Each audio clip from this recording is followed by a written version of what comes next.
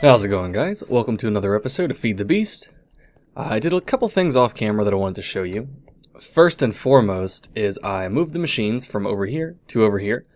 I ran redstone energy conduit from downstairs to here. And then I semi-set up this here. Actually, this needs to be something different.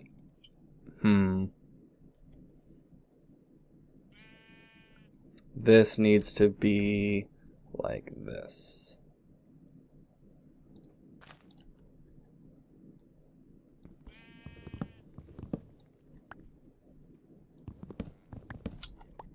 Go. Come here, you. I'll explain in just a second after I fix it. There we go. Boop, boop. Okay. So what I did here, nothing too crazy. Just plop, plop. And then I need to make some panels. Do. There we go. All I did was I made it to where I can have things put from the sorting machine here. Anything labeled blue will go this way under here. And let me get behind the door. I kind of cleaned this up a little bit, but anything that I label as blue will go, where will it go? You can't see it, but it'll go through the ceiling right to that, relay, and then it'll go up into the pneumatic pipe upstairs, and then it'll go into the pulverizer. And then once it goes into the pulverizer, it will come out, go into this relay here, and go back down, and then I set up something called an import bus. It'll come all the way over here and go into this chest. And what this chest does is it's connected to the access terminal, and it takes everything that goes in this chest and puts it in here. That's it. Because you can't hook these pipes directly to this. I think you can with BuildCraft pipes. I think. I could be wrong. I'm kind of guessing. But anything I put in here will go in there. So if I drop a piece of wood in there, bloop, in it goes. And you can configure this import bus to only active on redstone, blah, blah, blah, once per pulse, whatever. And you can move it stacks of items or single items at a time. So I have it set to all the time move stacks of items. So anything that goes in this chest will go up there. And the reason I did that is because I would like at some point to get a quarry or turtles going, and I can hook an ender chest to it, and I can have all that stuff feed into the sorting machine, and it'll go where it needs to go. I'm filling up my wood very, very quickly, and I need to do something with it. I don't know what, though. I have to figure that out. But I have made a couple more,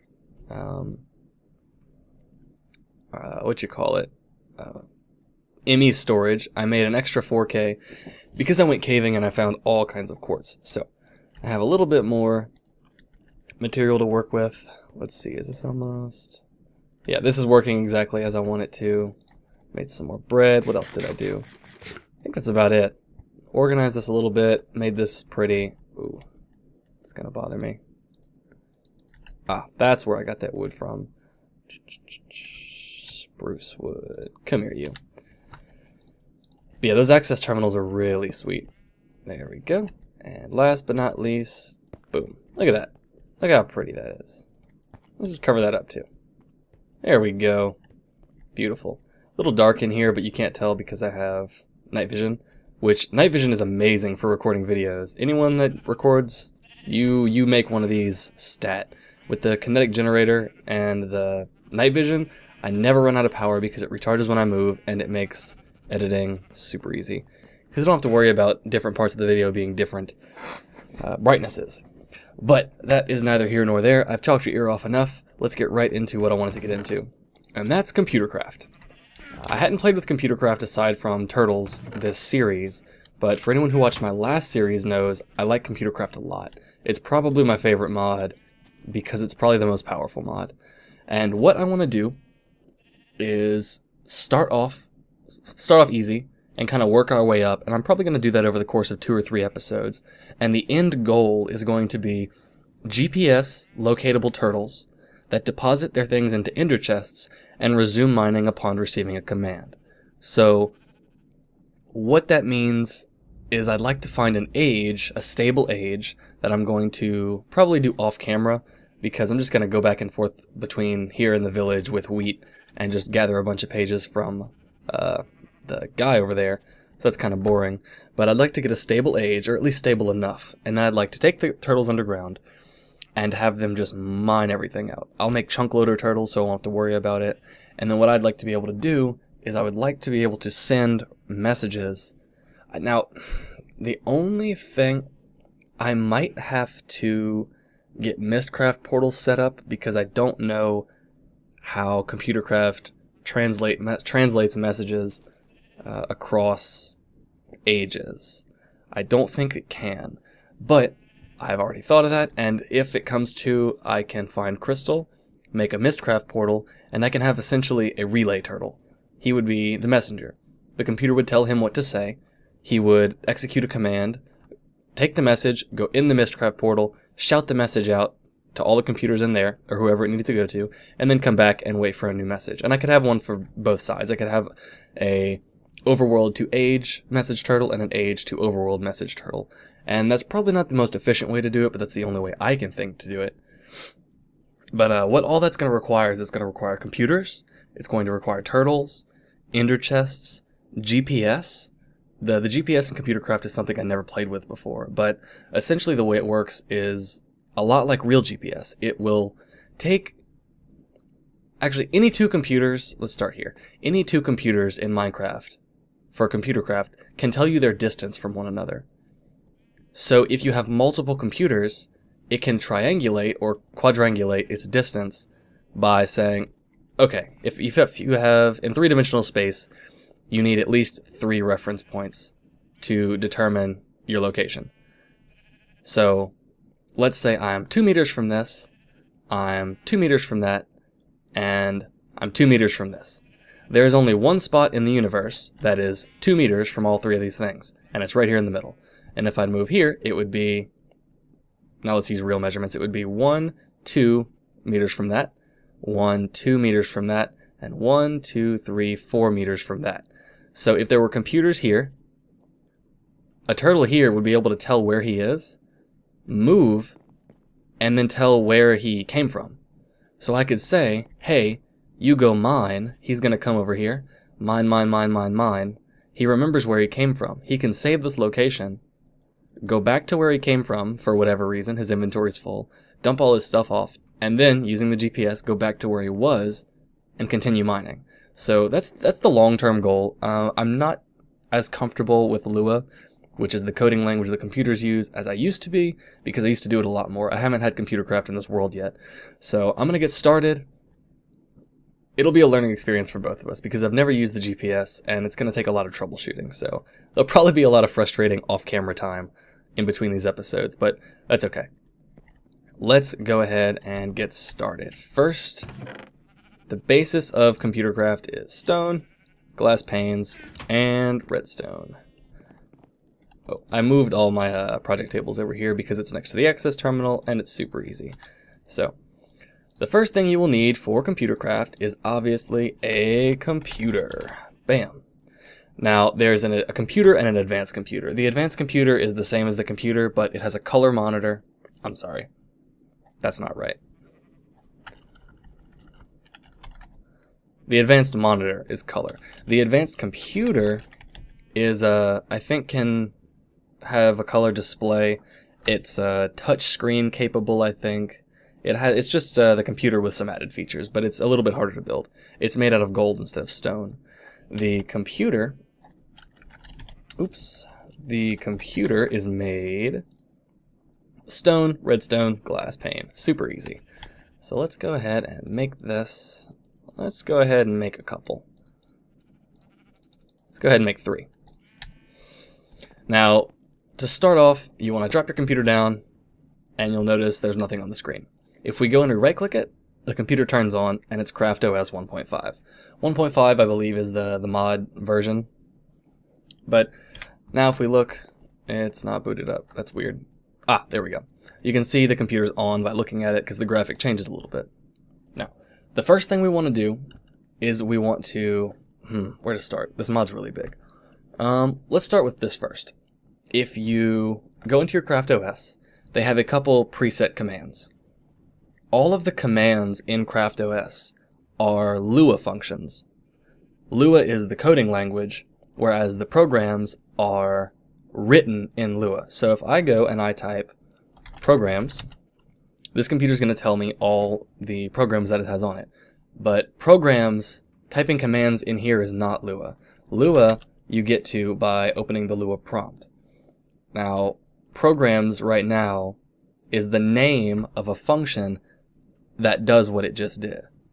So I can actually go and I can edit programs. Or I would be able to if it was accessible, but that program is read-only. So if we get out of here, oops. So let's go back, let's look at the programs. But I would go edit programs and I would hit enter, and then it would list me the original Lua function that is doing what you're seeing here. So your program's name, your program names that you see here are basically the titles of your code, if that makes sense. Now, let's go ahead and look at all the programs. Adventure is actually a little mini game. You're standing in a grassy plain. It is daytime. There's a cave entrance here. Go forward. I can't go that way. Go back. I can't go that way. Go straight. Oh, I'm sorry. I haven't played. Go north. You are standing in a pine forest. It is daytime. There is a sheep here. There are attack sheep. The sheep is injured by your blow. The sheep drops some wool. Pick up wool. See, you get the idea. It's a little text-based adventure game for anyone who was old back in the day. You might remember things like that. But let's go ahead and reboot. Open up programs to clear that screen. You can actually clear the screen like that with the clear function. So let's go ahead and look at programs again. We have alias. I don't remember what that does, so we're going to skip it. The APIs are basically interactions with other mods. You have your Turtle API, you have your Redstone API, your Peripheral API, Colors API, stuff like that. So for ComputerCraft to interact with other mods, it would need an API for it. So the Redstone API. Oh wait. Okay, oh wait, APIs, Redstone. I don't remember how to look at the APIs. You probably have to go into the ComputerCraft wiki. But Redstone, it'll list all the different commands that would interact with Redstone. So let's go ahead and look at the program some more. CD will actually change the directory. Clear, the directory being where it's reading the information from. Next, we're going to craft a disk drive and a floppy disk, and I'll show you how to save programs. In that case, you would want to change the CD to wherever your drive is saved. So it'd be like CD write or whatever your disk drive is called, I think. Clear clears, copy copies. I can copy a program and copy it somewhere else. I can delete it. DJ, I'm not sure what that does. Oh, that's neat. No music disks and attached. So I can put music disks in the disk drive and it will play music. That's cool. Drive. Okay, that would list all the drives. Right now the only one is the hard drive on the computer. Edit is how we would edit functions. Eject will eject a CD. Or eject drive. Exit exits. Goodbye. Boop. And then I would boot it back up. GPS is what I talked about a minute ago. Hello is your basic function. You type hello, the computer says hello world, you know it's working. The best thing about ComputerCraft, honestly, is the help function. If I type in help, it'll give me a list of help functions. Help initially just tells you how to use help. It doesn't actually help you with anything. But if I wanted to know, let's see, let's go help. Let's go help GPS. Oof. Okay, GPS can be used to host a GPS server over RedNet to determine a position using trilateralization. Trilateration. Type GPS help GPS API for help using the GPS program. Blah blah blah, and it'll list all this stuff. So help Redstone API. Okay, so it's just going to tell you how to use things. It's a really nice program. But RedNet is how the computers talk to each other, and to talk to each other, you'll need a modem or a bundled cable you can use as well if you don't want to use a wireless connection. But not a whole lot to do on the computer right now. I'll get more into that. But let's make a disk drive first, and we'll get all our basic tools set up, and then we can go from there. So disk drive is just 2 redstone and a bunch of stone. Super easy. Everything in ComputerCraft is pretty cheap. I can't think of anything that's actually expensive. It's more, the expense comes from the knowledge, really. If you don't know how to use ComputerCraft, this super cheap computer will not do anything for you. But if you know how to use it, it's the most powerful mod in the game, honestly. Look at turtles. Turtles are so simple to make, but they will increase your yield for minerals and things like that a 1,000-fold. It's ridiculous. But let's get a disk. Let's just make a regular floppy disk. We need a paper and a redstone, and you can dye the floppy disks to be different colors. So if I do a pink one, oh well, it's not showing me, but you can dye the floppy disks. It's not hard. Where's my paper? Aha. Let's make a floppy drive. A floppy disk. Oh, we get a blue one. Okay. Let's go ahead and plop that in there. Bloop. There we go, floppy disk. Now let's check our drive. Actually, what was it? I think I have to connect to the drive. Okay guys, I got it. I couldn't remember the commands. So, okay, where was I? You put the disk drive in here. You put the disk in the disk drive, and then if you go to if you go to list, it will show you all the directories, I guess is the word, that are attached to the computer. And right now we have ROM and we have disk. So if we go CD disk, it'll change it to the disk. Now what we can do is let's add a program. Let's go to list. That'll list everything that's on the disk, and I made a program called test. So let's go ahead and delete that. Delete test. Okay, if we go list again, nothing on the disk. So let's verify that we're getting information on the disk by moving it around. So let's edit a new program called, let's call it floppy. Remember capital F, because in ComputerCraft case does matter.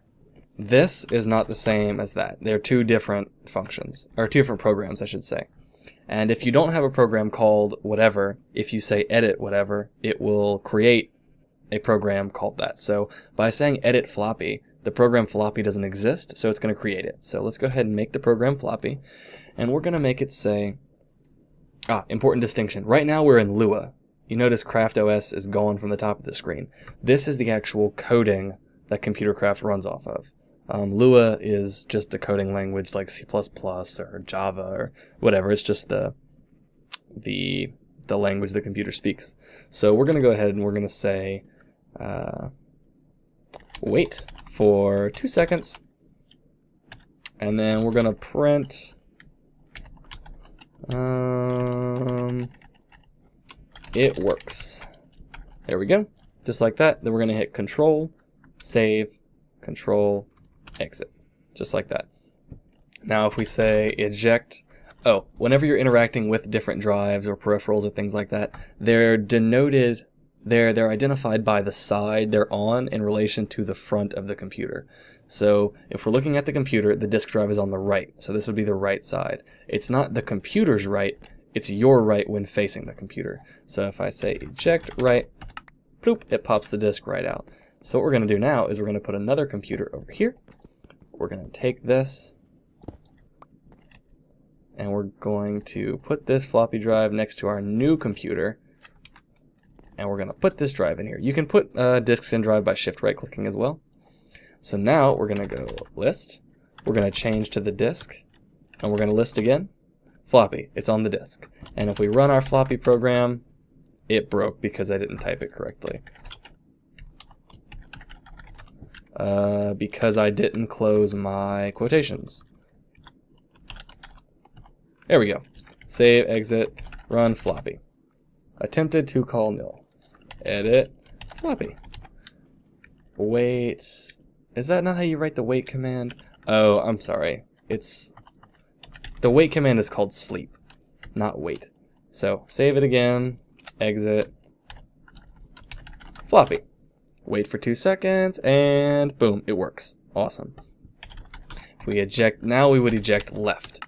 Bloop, just like that.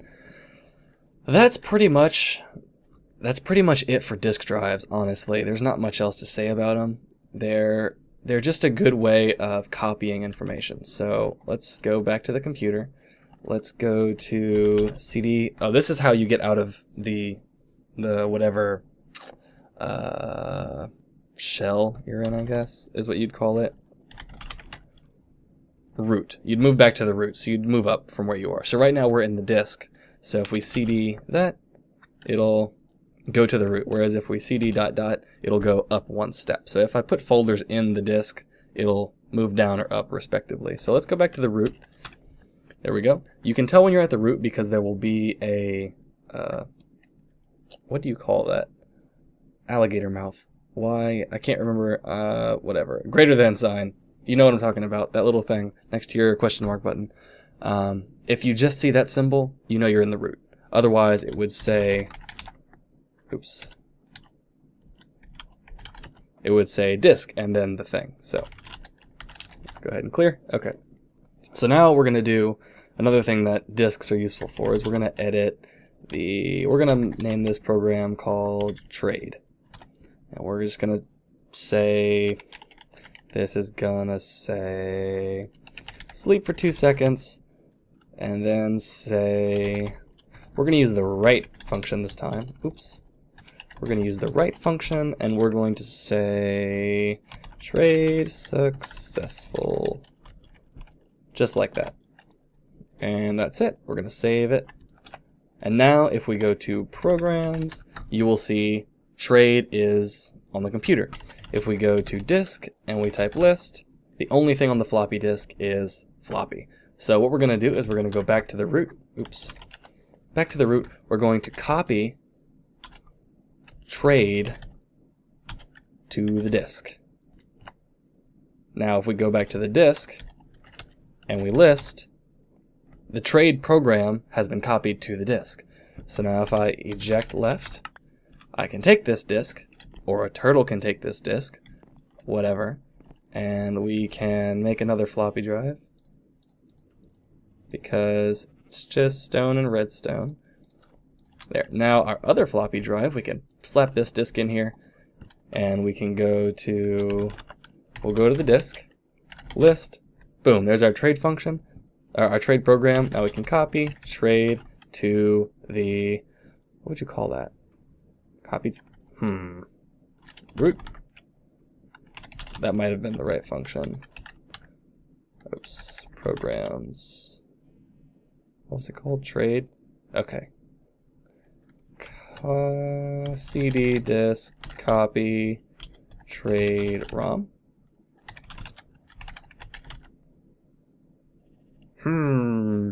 I can't remember what it's called.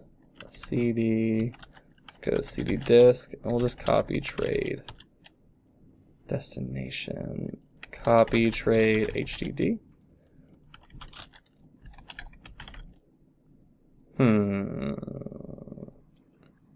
Hey guys, I already finished recording, but I wanted to stick this in the middle of the episode when it was relevant and let you guys know that I figured out what I was doing wrong when I was copying files from the disk to the computer. As I said, I think I'm probably have said already in the video, I was trying to copy to the ROM. That's not the right way to do that. What you do is you change the directory to your disk, go ahead and list. You can see the floppy function, or the floppy program that we want to copy. So we have the name of the program. Let's go back to the root.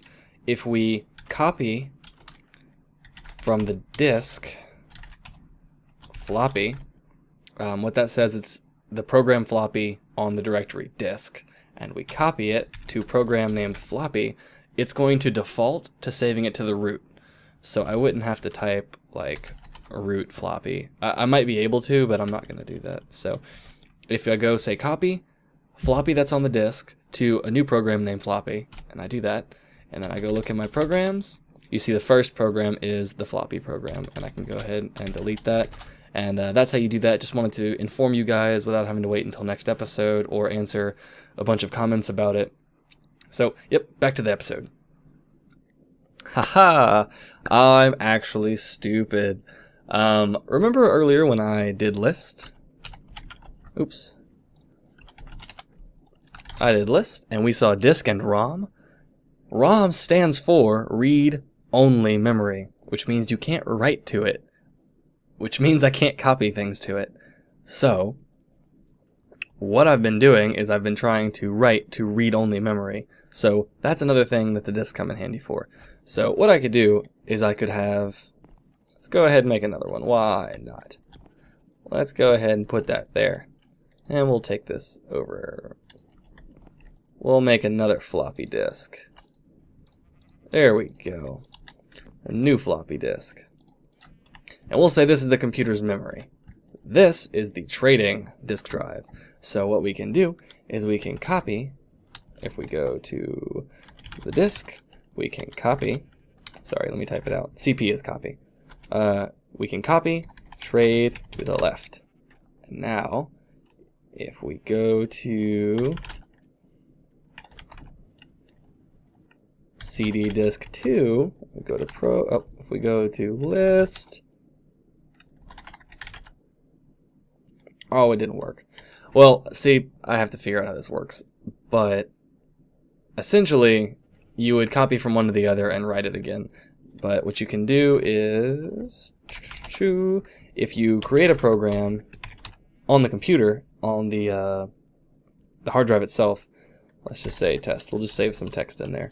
And then we copy test to the right. Wait, what did I name that folder? What did I name that file?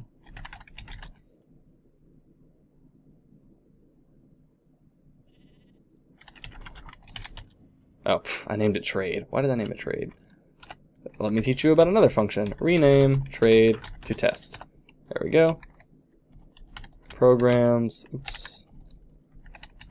Programs, test. So if we copy test to the right, boom. Let's change the disk to our first disk. Check list. We have HDD left. Root trade.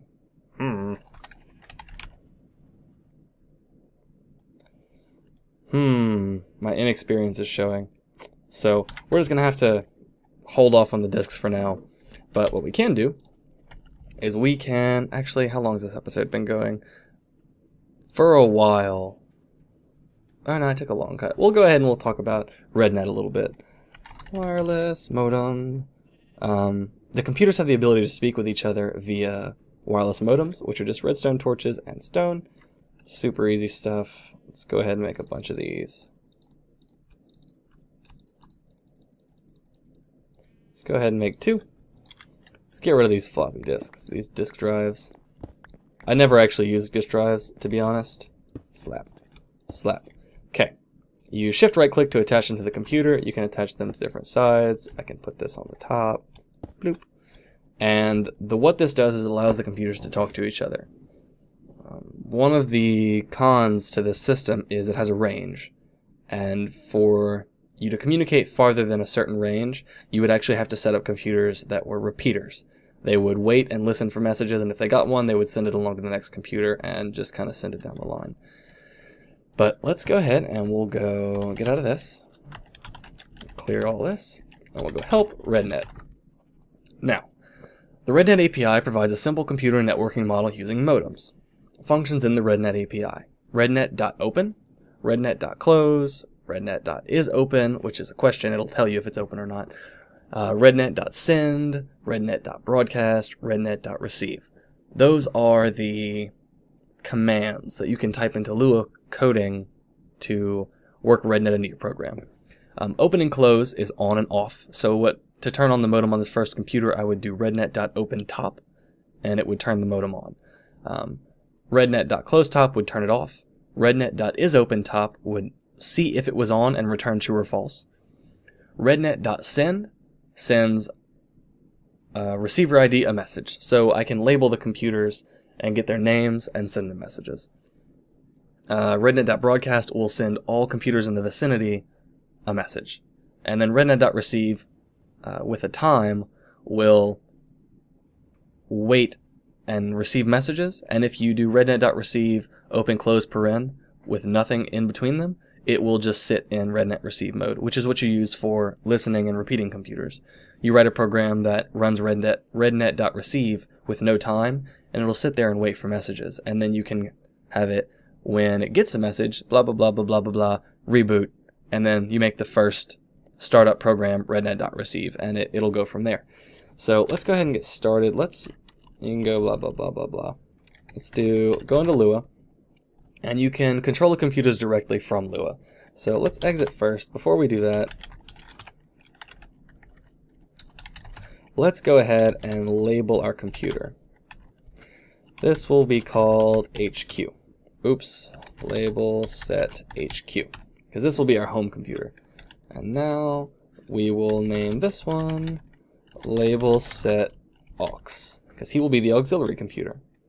Let's go ahead and go into Lua, and we'll go rednet.open left.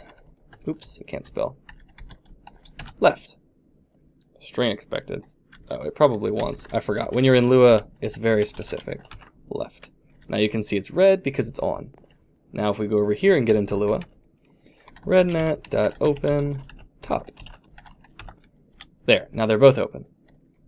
Now if I go, let's rednet.receive, oops, with no time, now it's listening. It'll just sit there and listen forever. If we go to this computer and we say rednet.send and we say aux, I believe you have to do that, and then we send the message as hello, expected a number. Okay, so let's control escape. Oops, I actually don't remember how to. Do you hold? There's something. Is it T? Control T? Yeah, if you hold Control T for 2 seconds, it terminates whatever loop it's in. So let's go ahead and get this guy's ID. He is number 7. Oops. And this guy needs to send a message to number 7. There we go. The name of them is their label, not their ID. So that was a mistake on my part. Let's go back into Lua and set this guy to rednet receive. He's just going to listen. And now we're going to go send hello. Boom, message sent. Now he should not be waiting anymore. See? He got the hello command from computer 6. And he is 3.6055555512 meters away, I believe, is how he's doing that. Yeah, 1, 2, 1, 2, 1, 2, 3, 3 point. Yeah, that sounds about right. So he's giving the distance he is away from that computer. So if we exit and we go help rednet, that message is actually stored.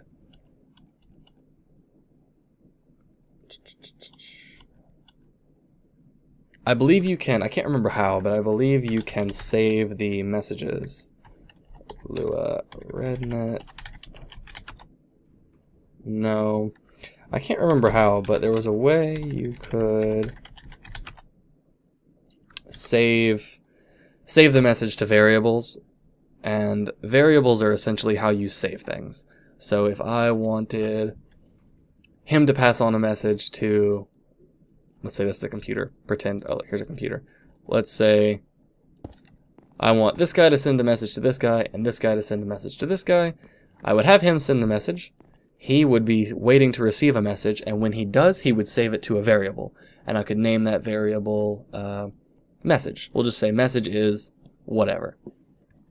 Then in the next line, I would say send message, or I would have to two-string it, which means whenever it saves a message, it saves it in a way that it likes, and you have to convert it back to text. You don't have to do it here. You could do it over here if you wanted, but you would send it, you would access the variable, and you would say, when you get to the message, read out the variable that we saved it in. So you would say, he gets the message, saves it as the variable message. Then when he sent the next message out to pass it on, he would load the variable message, and this computer would get what that computer sent. And it's pretty simple, it's pretty straightforward, but it does take some tweaking. I know a lot of you had questions about my tree turtle program. That was all when I was much more comfortable with Lua. I'm not as comfortable with it now, but I will be playing with it a lot, and I'm probably going to record 2 or 3 episodes today. And the only deciding factor of how long it takes to do that is how long it takes me to figure out ComputerCraft again. But that's all the time I have for today. I think we covered a lot. We covered computers, we covered disk drives, we briefly touched on RedNet. RedNet's very complex in what you can do with it. Next episode, I think we're going to try and get GPS set up. So we're going to build a couple more computers, get up there in the clouds, and set up some GPS. But that's all the time I have for today, guys. As always, thanks for watching. I'm Aaron, and I'll see you next time.